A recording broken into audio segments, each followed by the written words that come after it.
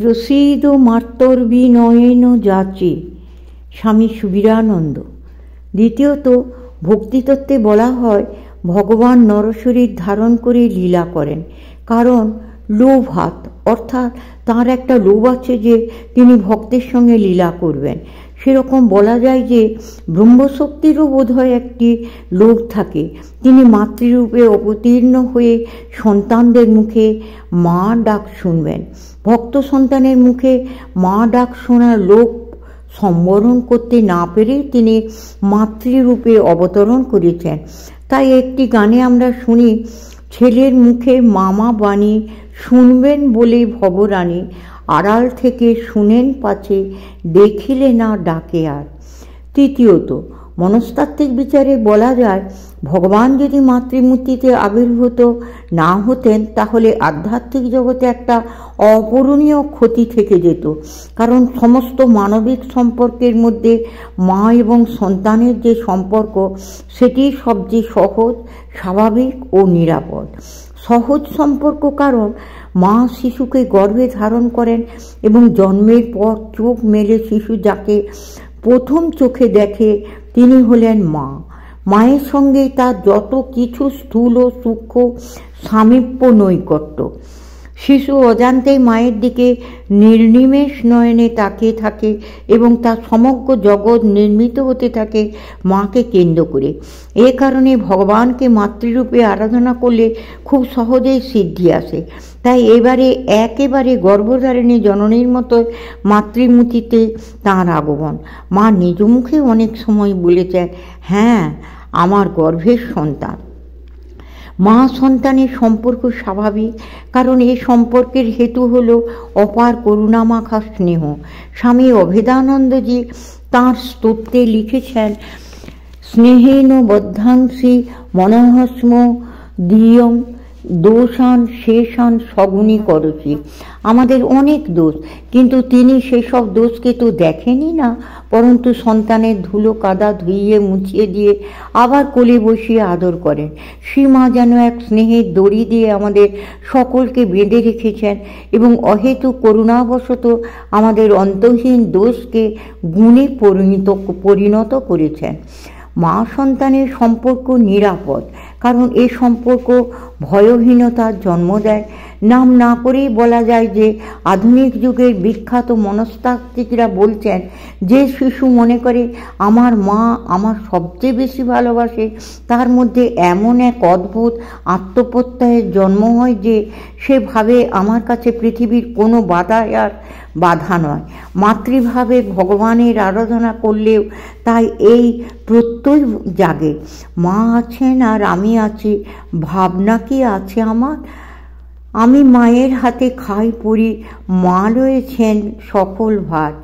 এসে ছয়জনাতে একই সাথে পদ ভুলাই যে কতবার, সেই বিপদ হতে ধরে হাতে মা যে করেছে উদ্ধার।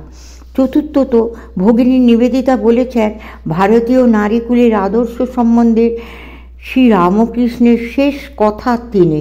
শ্রীমদ্ ভাগবতে আছে, ভগবান কায়ব্রূহ রচনা করেন, অর্থাৎ একই সময়ে বিবিধ প্রয়োজন মেটানোর জন্য একাধিক শরীরে একই সত্তারূপে আবির্ভূত হন। স্বয়ং ভগবান নরশরীর ধারণ না করলে এটি সম্ভব হয় না।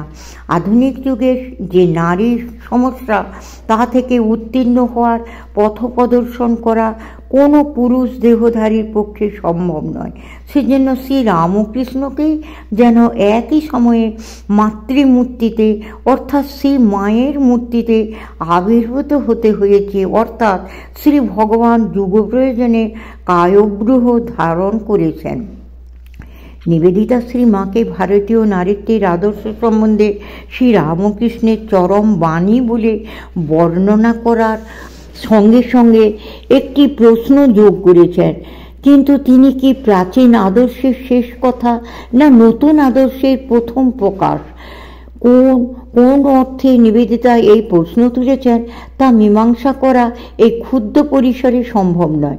তবে এই কঠিন সংশয়পূর্ণ প্রশ্নটির একটি সুনিশ্চিত সদুত্তর পাওয়া যায় যদি আমরা মনে করে দেখি, আজ থেকে প্রায় 2 দশক আগে শ্রী মায়ের 150তম জন্মবার্ষিকীর সময় তখনকার নবীন ও আপাতভাবে অত্যাধুনিক নারী সমাজ থেকেই মেয়েরা দলে দলে প্রবল উৎসাহের সঙ্গে যোগদান করে ওই বর্ষব্যাপী উৎসবকে সফল করার জন্য সর্বান্তঃকরণে ঝাঁপিয়ে পড়েছিলেন। এবং শুধু তাই নয়, জাতি, ধর্ম, বর্ণ নির্বিশেষে ওই আধুনিক শিক্ষায় শিক্ষিতা এবং আধুনিক সংস্কৃতিতে সঞ্জীবিতা মহিলারা পরবর্তীকালেও সযত্নে নিজেদের মধ্যে মায়ের ভাবধারার একটা প্রবাহ বহমান রাখার প্রচেষ্টা করে গেছেন এবং আজও করে যাচ্ছেন। শ্রী মায়ের জীবন ও বাণীতে উজ্জীবিতা আধুনিক নারী কিন্তু জীবনের অন্য ক্ষেত্রে সকল সামাজিক পরিসরে নিজের কাম্য অধিকার প্রতিষ্ঠা এবং পুরুষ জাতির অন্যায় ও অনাবশ্যক অভিভাবকত্বের অবসানের দাবিতে সংগ্রাম মুখর। প্রশ্ন উঠতে পারে, এই সকলের কোনো কিছু কি শ্রী মায়ের কাম্য ছিল? এর উত্তর দেওয়া দুর্বহ হলেও আমাদের এর জবাব দিতে হবে। মায়ের সমগ্র জীবনযাত্রা খুব খুঁটিয়ে বোঝার চেষ্টা করলে একথা আমাদের মনে না এসে পারে না যে প্রাচীনকালের নারীদের সংকীর্ণ গৃহকোণের পরাধীন জীবনধারার লুপ্ত মহিমাকে তিনি নিজের জীবনে সাদরে বরণ করে নিয়েছিলেন সত্য, কিন্তু ওই পরাধীন জীবনের মর্মভেদী আর্তনাদের সঙ্গে তিনি শুধু পরিচিতই ছিলেন না, ওই জীবনের অবধারিত অবসানও তাঁর কাছে অবিস্মৃত ও আকাঙ্ক্ষিত ছিল। মায়ের বহু উক্তি এবং জীবনের বহু ঘটনার অবতারণা এই সিদ্ধান্তের সমর্থনে করা যায়। খুব সম্ভবত এই প্রেক্ষাপটেই নিবেদিতা তাঁকে প্রাচীন আদর্শের শেষ কথার সঙ্গে সঙ্গে নতুন আদর্শের প্রথম প্রকাশ বলে বর্ণনা করেছিলেন। ক্রমশ